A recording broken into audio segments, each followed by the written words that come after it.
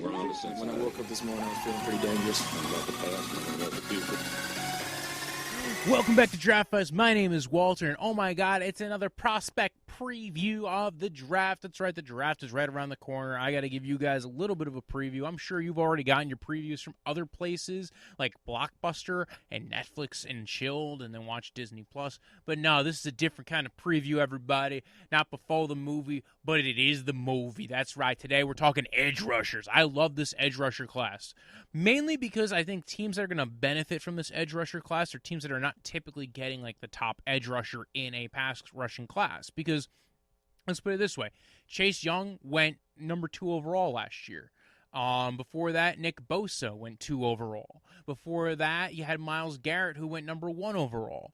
You can go back to 2014 with Jadeveon Clowney going number 1 overall. We have these years where we have all these great pass rushers going really high. Bradley Chubb went top 10 in 2018. So we have pass rushers usually don't get out of the top 10. And in order for them to do so, they have to have warts. There has to be like they have to have issues of distinguishing them from the other players in the class, maybe some question marks. And I like question marks. I like the down and dirty. I like this class because it's deep, and it's fun, and it's thick, and it's freaking crazy. It's just so hard to figure out where certain guys stack. And you know what? We're going to get right into it. Tier 1 of all my edge rushers, right? There's 3 guys in Tier 1, really. It maybe would have been split differently, but I have to keep Phillips in this tier because it's weird because this is the talent tier. So Phillips really should belong in his own tier of talent, right? He's got like that gold star level of talent. Now keep in mind he's a little bit more of an older prospect, not too old though. He's not too crazy old, so he's not like Carlos Basham old. He's like he's 22, I think. He's got some experience though.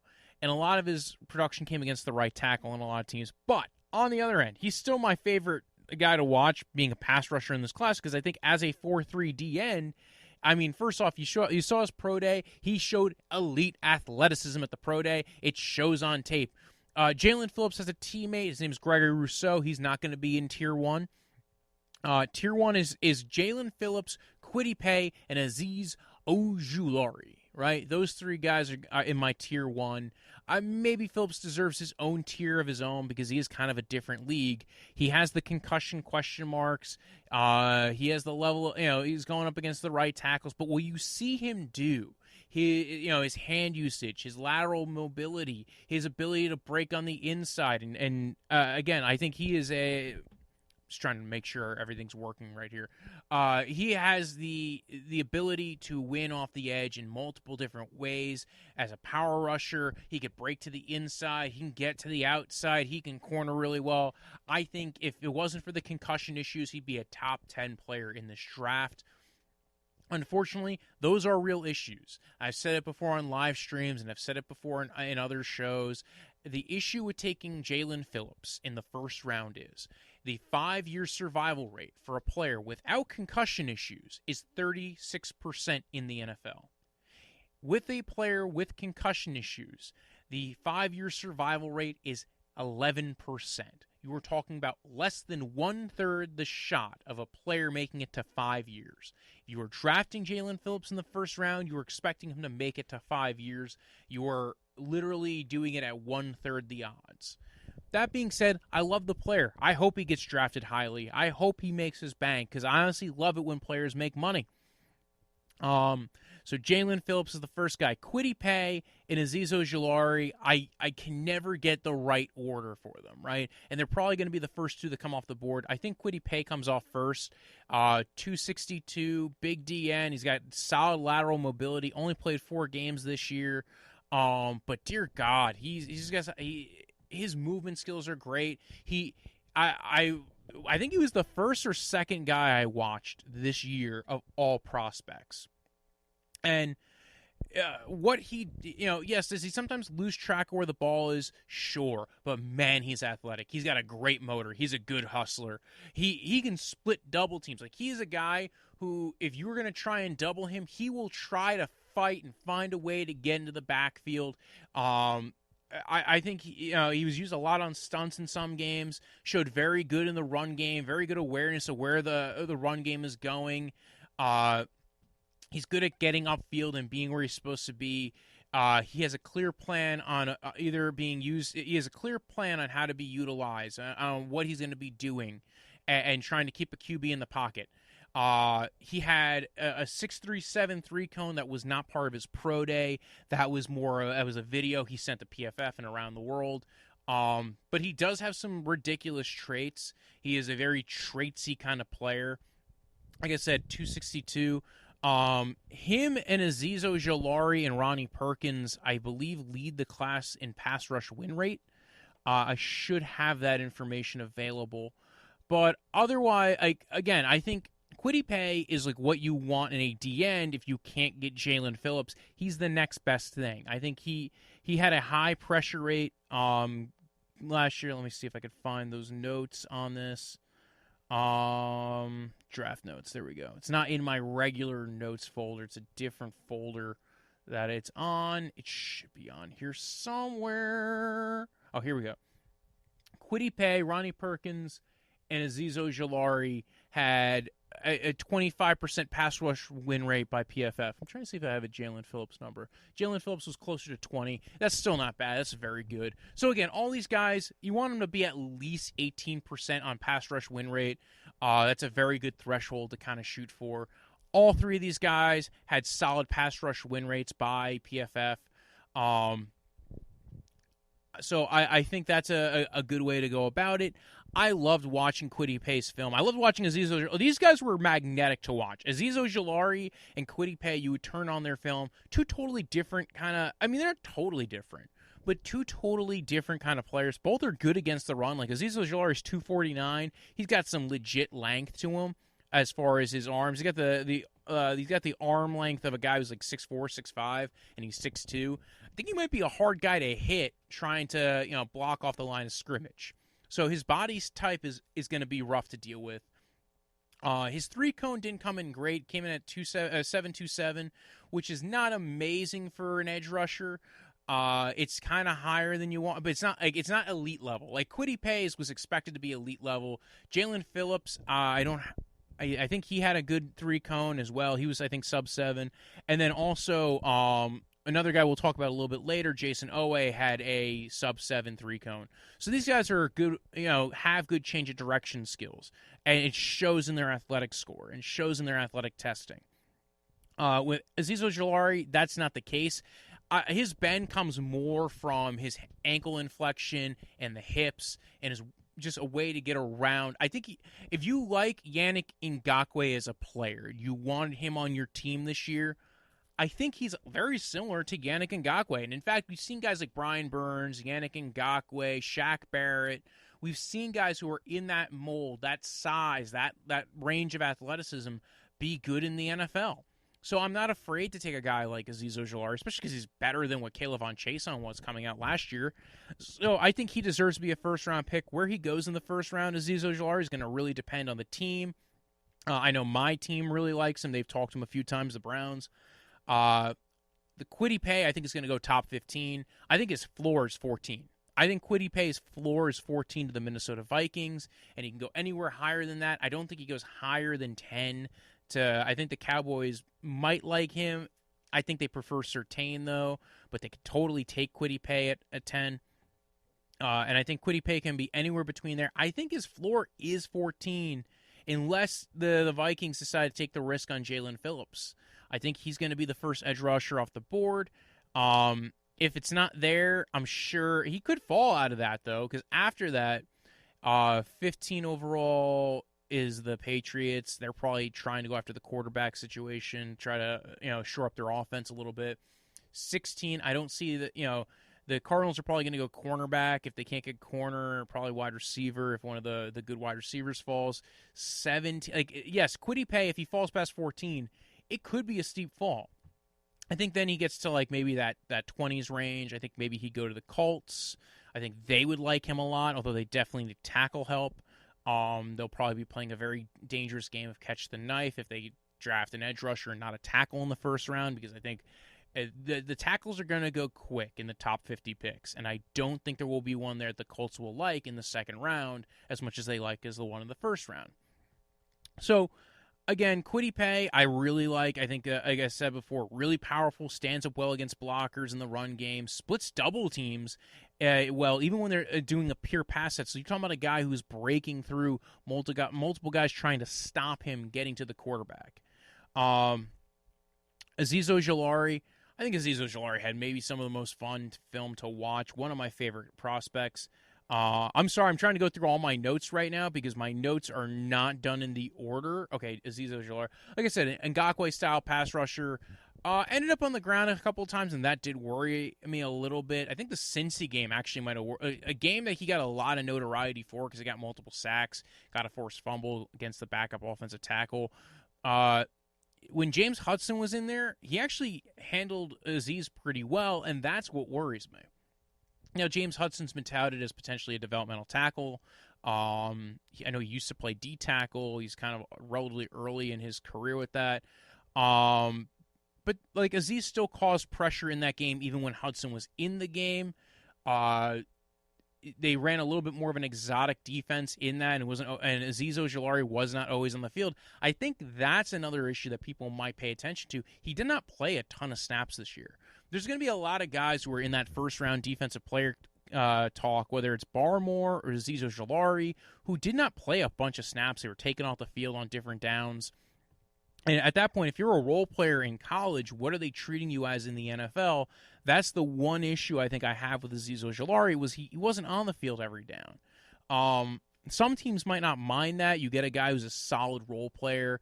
I like him a lot. I think he played really well against the run. Anytime there was a true pass set, the offensive tackle was in trouble a lot of the time. In fact, the Auburn game, I think Bo Nix was rolling out constantly to avoid Azeez Ojulari.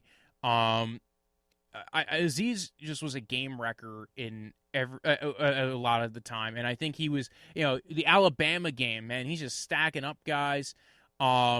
I think I wrote for the Alabama game Vic Beasley to Von Miller spectrum, where there's like those guys who are kind of like, and yeah, we've seen guys like Vic Beasley not work out. I think there was a lot of talk recently that maybe that was more of a between the ears issue. I actually listened to an interview with Tryon Davenport. He follows the Titans, and he said, I think the issue with Vic Beasley was more of a want to play football kind of thing. I think he's currently on the Raiders now. Kind of also fits the size and scheme, like style of Tack McKinley. So I kind of would be intrigued to see him go maybe to the Browns. Also, if you're a team that runs a lot of 3-4, maybe he could be an edge rusher there. I think I had the Jets taking him in my most recent mock draft. So I think he can go anywhere outside the top 15. I think teams are going to jump on him because I think just what he does as a pass rusher would be useful for a lot of teams. And again, we've seen guys like Yannick Ngakoue work. So we talked about the top three, right? Jaelen Phillips.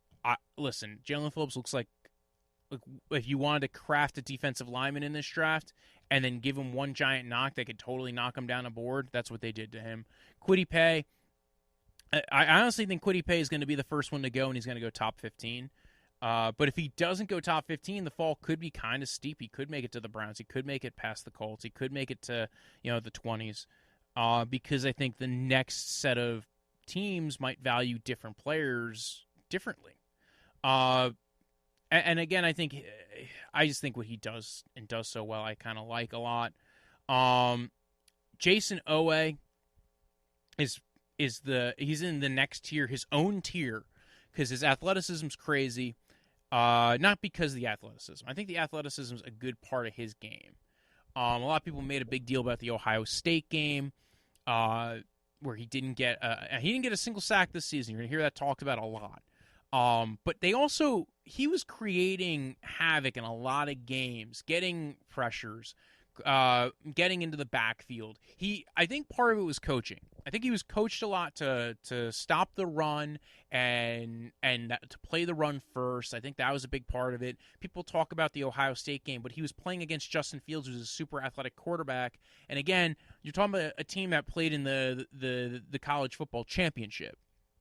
And you're saying he couldn't get a sack against that team. Well, part of it was Part of it was he was playing contained. Part of it was he was playing more of a 5-tech role. He wasn't. I think the one issue I had with Jayson Oweh on some of the games was they were not putting him in the most advantageous role to get a pressure, to get a sack.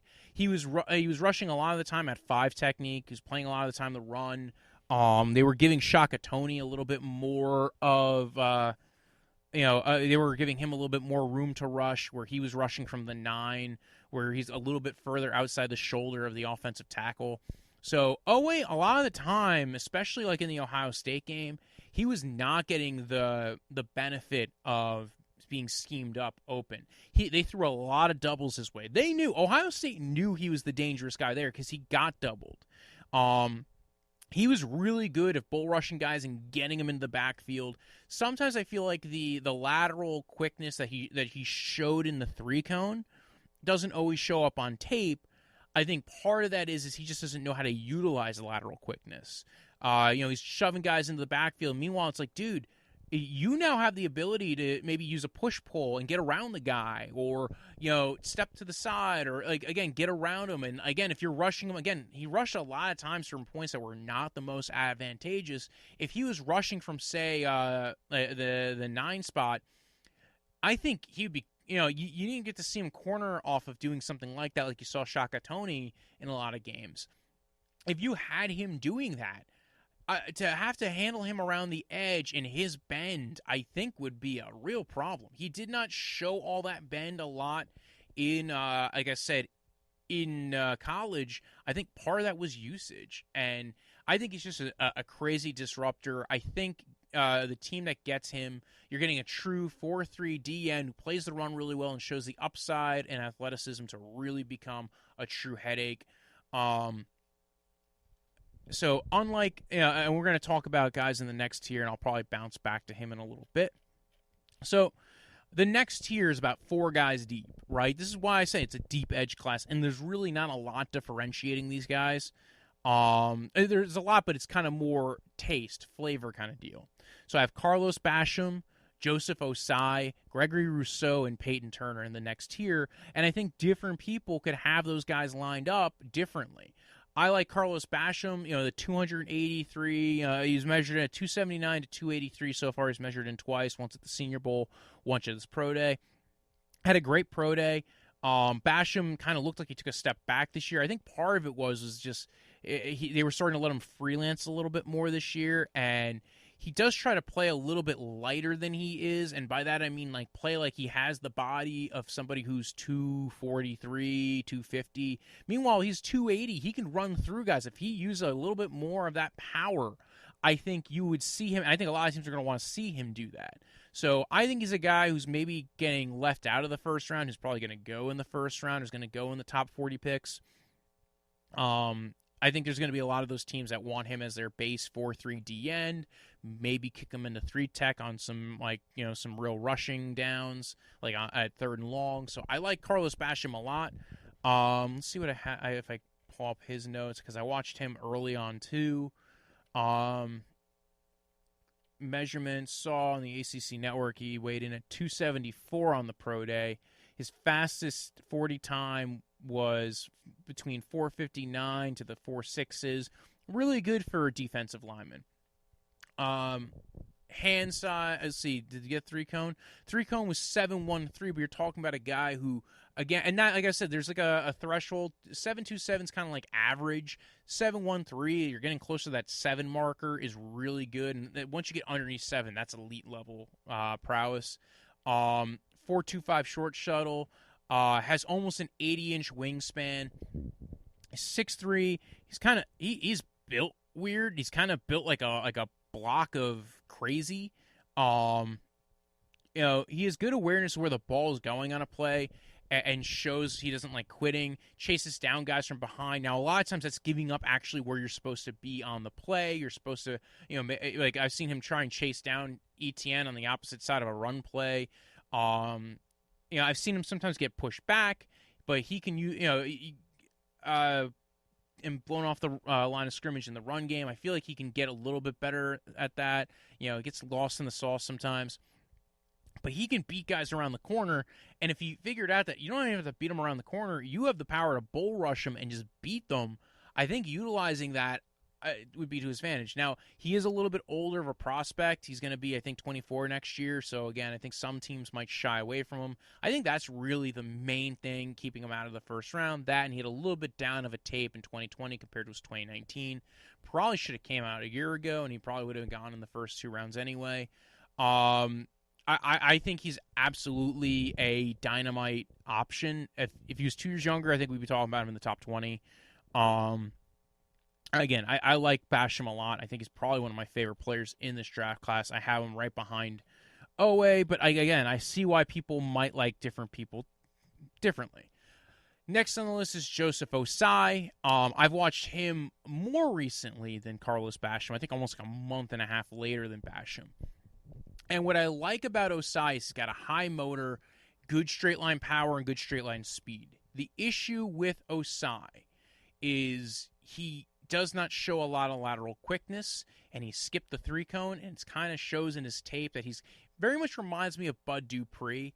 And I think in a good way, too, because Bud Dupree was a solid player. I don't think Bud Dupree is a great pass rusher. I think he's a solid pass rusher. I think the Steelers would probably love to get Joseph Osai on their team to be the guy opposite TJ Watt.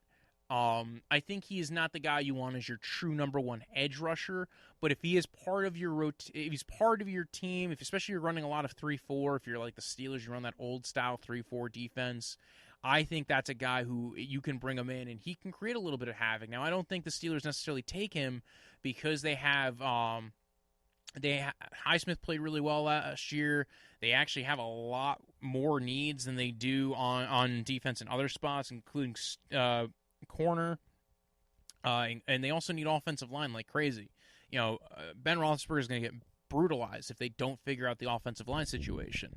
So Osai, I like a lot. Like I said, I think the perfect comp for him is Bud Dupree, because again, he has the same issue. He doesn't really have he doesn't have lateral quickness like some of the other edge rushers that I have above him. But I like the motor. He's relatively new to the position. He previously played off the ball linebacker, which again I think a 3-4 team would really like, especially if you run a lot of a true 3-4 defense. I think a lot of teams will like Osai a lot. Gregory Rousseau and Peyton Turner are next on this tier. Rousseau, I loved Rousseau as far as kind of like the concept art, right? Like early on, you're looking at him, you're seeing the early version of it, like the mock-up version of what he can be, right?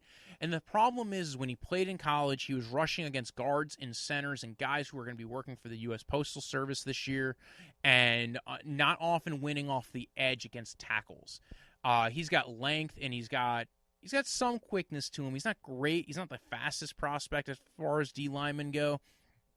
And I think that might be one of the 40 times might be the more suspect times that you get as far as this pro day season. So his vertical wasn't good. His 3-cone was horrible. That's not to say like you judge based off of only that. The issue with Gregory Rousseau is we have not seen him play in over a year, right? And when he played previously, he was 245 pounds. Then he comes in for the pro day, he's 267 pounds. He gained 22 pounds in a year and probably gained it pretty well. Like honestly, I think he's probably fine with how he's built himself up. The issue with Gregory Rousseau is okay, you're not going to be just rushing against guards and centers anymore. You can't line you up at 0 tech. You're going to get blown off the line of scrimmage. Maybe they try him more at 3 tech. Maybe he kind of starts out as a base D end and then kicks in on rushing downs, and I could totally see that working for him.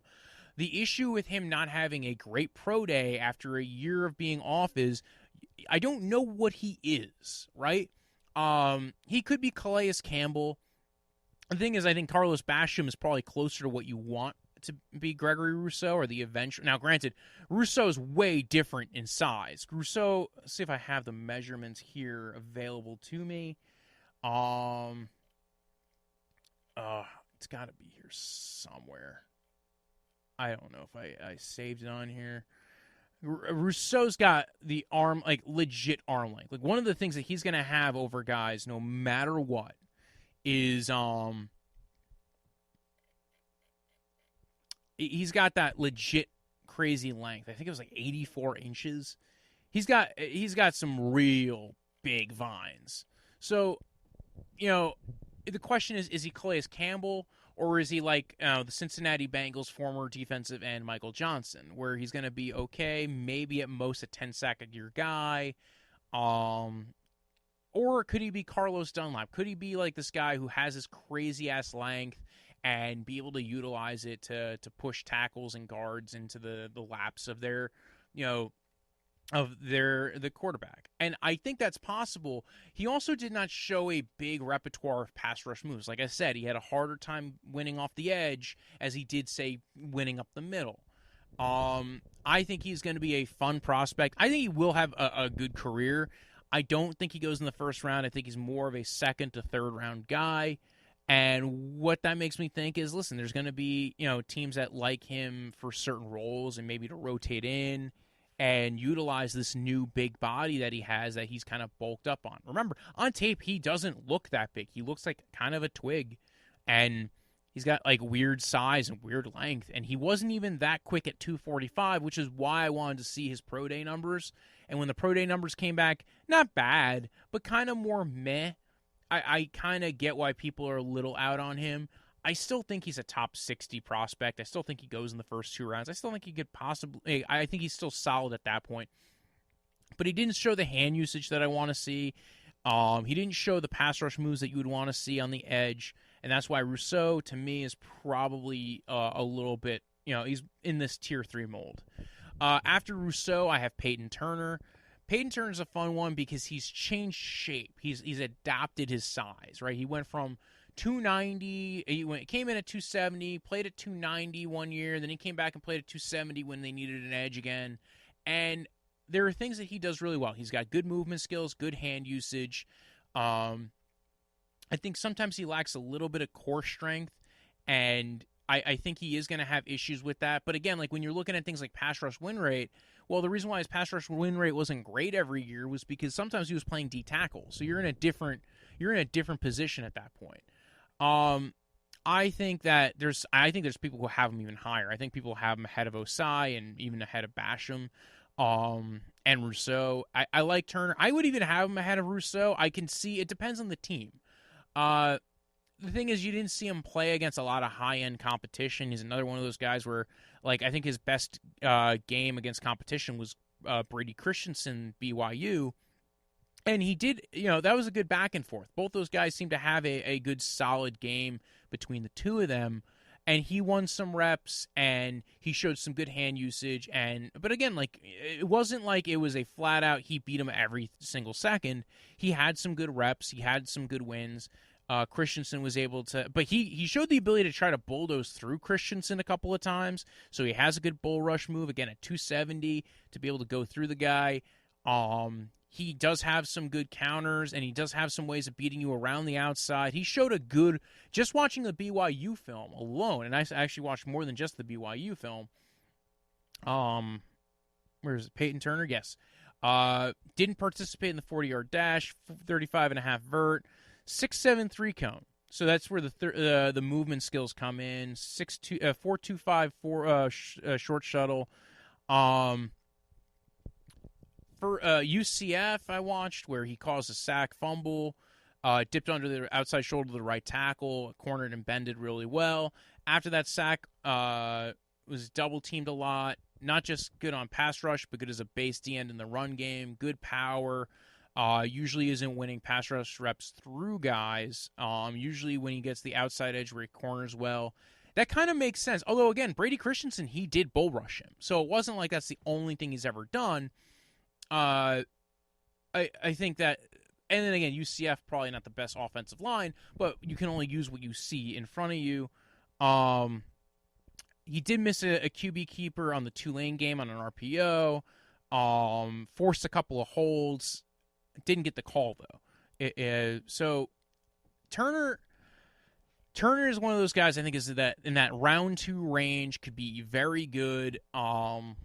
and I like Turner. I could see taking Turner ahead of Ossai and Rousseau. I could see him being the guy.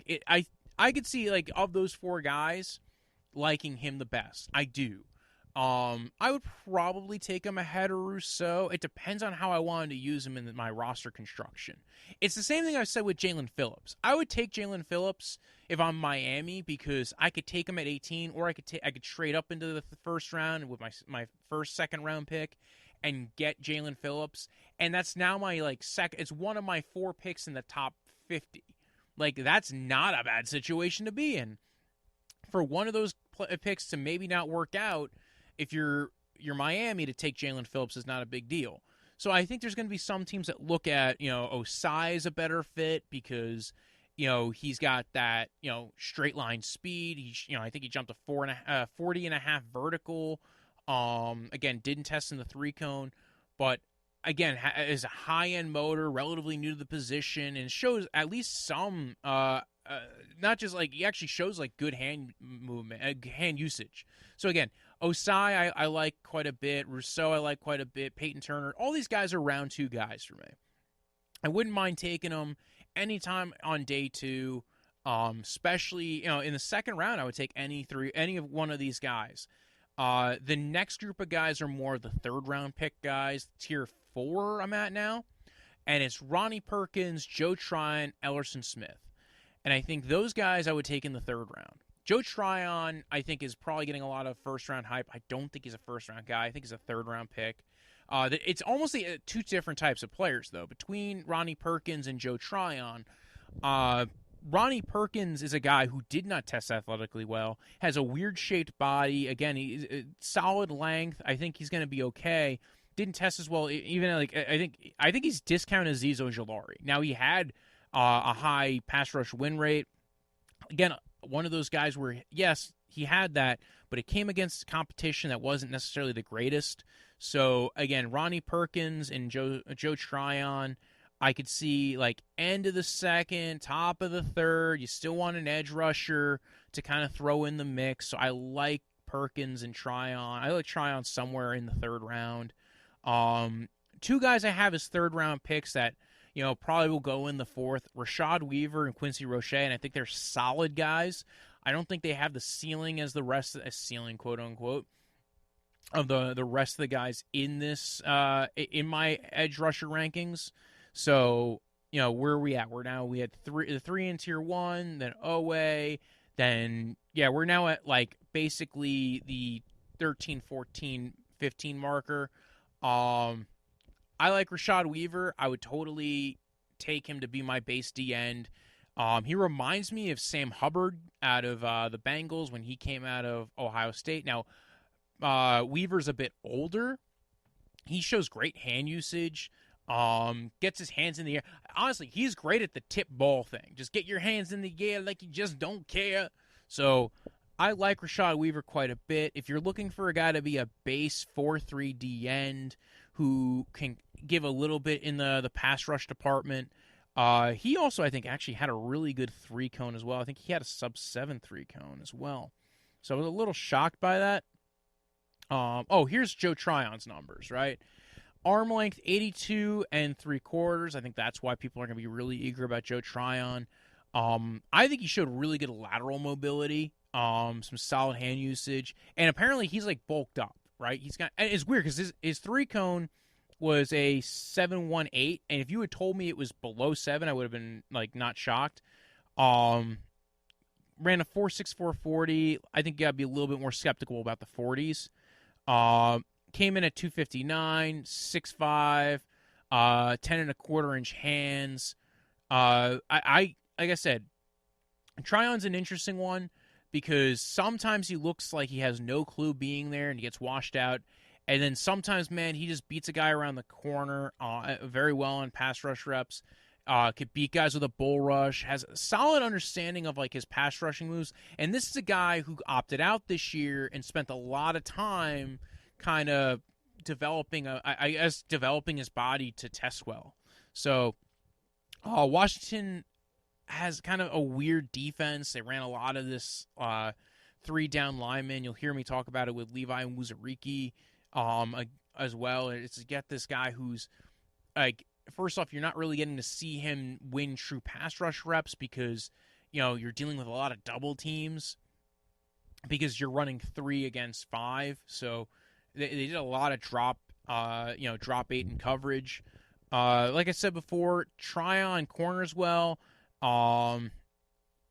He got dropped into coverage a couple of times. I'm not quite sure you want to do that too much.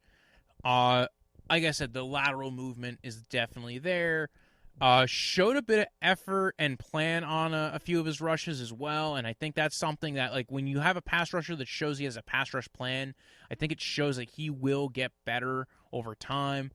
There was a good rep against the right tackle where he fakes a step inside and beats his dude to the outside shoulder, gets clean and pressures the QB. I think one of the games he sets the inside of the tackle and rushes to the outside, then bounces back in. So he has a plan when he's rushing the passer. He'll set up one way and he knows which way he's going here, and I like that a lot. I see why people like him. I can't see him over the guys in the tier above him is my issue. Like, I can't see him over Joseph Ossai, or Gregory Rousseau, and I think he could even have a better career than those guys. I would take him above Ronnie Perkins, because I think Ronnie Perkins, I do like him, but I think Ronnie Perkins is solidly maybe end of the second, like top 70 kind of guy, where you need a guy to maybe be a 3-4 outside linebacker. Maybe I think Baltimore Ravens would be a perfect fit for Ronnie Perkins, replacing Matt Judon, getting a guy who, is going to be able to drop into coverage and then, like, kind of get him on weird blitzes and stunts. Joe Tryon, I think a lot of teams are going to like Joe Tryon. He's probably going to go higher than I expect because, again, he showed some real athleticism at his pro day. Again, he's got some vines himself. So if you're looking at Joe Tryon versus Gregory Rousseau, both guys have opted out, but one of them tested way better than the other one. You might like Joe Tryon over Gregory Rousseau. I think Gregor Rousseau is just a different kind of cat, though. And again, Rashad Weaver and Quincy Roche are guys who they are very much dependent on the scheme that they are going to be in. Let's see who we got here. I got to find I think Roche was like the third guy I watched this year. And he's kind of cool because if you're running a 3-4, I think he's going to be useful for you. He's going to be like Alex Highsmith was last year, where he came out and went to the Steelers, and then he had to replace Bud Dupree, and he actually kind of was a solid replacement for Bud Dupree for a bit of it. I don't think he's going to be a world beater for you, but I think he's going to be a solid rusher for you. Rashad Weaver, and again, because the thing I like about Roche is he can drop a little bit into coverage as well. Rashad Weaver, like I said, good hands, good strength, gets his hands up in the air. Right off the top with the Miami U game, says reminds me of Sam Hubbard. Goes up well against Liam Eichenberg, who rode him past the pocket a couple of times, but did get a couple of run stops early. Beat the right tackle for a pressure. Beats this guy in an inside spin. Again, he has good power. He's going to be like that, like I said, Sam Hubbard 4-3 D end. Guys who I might be looking at, maybe round 4, round 5. Cam Sample of Tulane. He's kind of a bit of a tweener. I think some teams might like him as maybe, a 4-3 D end or maybe a 3-4 D end and kind of kick him inside a little bit. Those are guys who I think have a little bit of a high upside kind of day 3 kind of pickup, can be a rotational player for you. But again, so that is 1, 2, 3, 4, 5, 6, 7, 8, 9, 10, 11, 12, 13, 14, 15 edge rushers that I have for you today. Again, Jaelen Phillips, Kwity Paye, Azeez Ojulari. I think whatever team takes one of those guys, you can't go wrong. Oweh is just this crazy athletic talent. I think he kind of got a little misused when he was with Penn State. Carlos Basham, Joseph Ossai, Gregory Rousseau, Peyton Turner, all guys I would take, anywhere from pick 33 to pick 54, like anywhere in that, pick 60, pick 64. Like I would take those guys day 2. Ronnie Perkins, Joe Tryon, Elerson Smith. I would take those guys probably if I was pinched, I would maybe take them like, second round, maybe in the third round. I would probably lean more trying to take them in the third round. Rashad Weaver and Quincy Roche, I could see taking them at the end of the third round, or even a little bit higher depending on where the other guys go. It's just the fact that it's such a deep draft that these guys might have gone in a different spot in prior years. Cam Sample, I think probably more day 3 guys you're going to, and that's it. I can't believe that was all. 40 minutes. Okay, that's perfect. That's right in the marker. I'll be doing a live draft show in Nanuet, New York at the Spot Billiards. And it'll be live streamed on this channel. The night of the draft, 7:30. We're going to go live right before the draft, Eastern Standard Time. We're going to be in the heart of New York, Nanuet. If you want, you can follow the podcast at Draftvice on Twitter, at Draftvice_football on Instagram, and you can follow me at BROJO. Death is in the end of life. Punch like a delicious drink you drink in the summer. And yes, tune in next time for where I wear my pants on the outside, but you still can't see because I shoot this all from the chest up. Goodbye. I woke up this morning, I was feeling pretty dangerous. I'm about to pass. I'm about to puke.